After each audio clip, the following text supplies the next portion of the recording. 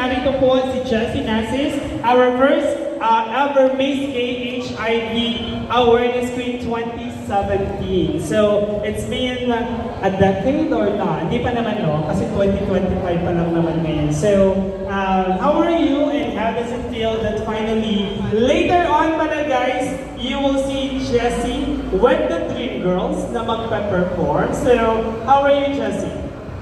I'm really good. I feel that the candidates that was 2017, I believe some of the candidates was my competitor, but suddenly I took the crown. It's not be boastful, but that was a stiff competition because we are bounded by the 21 lovely candidates, and I am so very happy that I was able to take home the crown. And that was the first crown of Binibini HIV Awareness Queen, and Camillas take home the crown.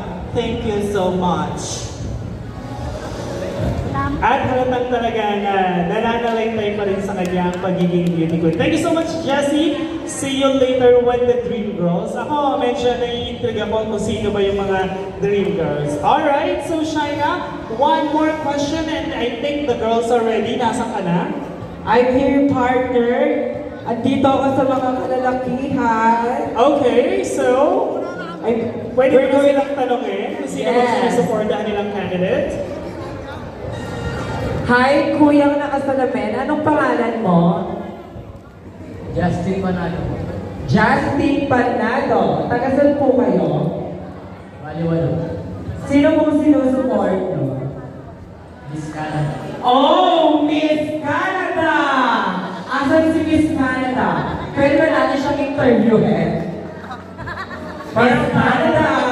Parang kilala ko si Justin Planado. Tama, Planado.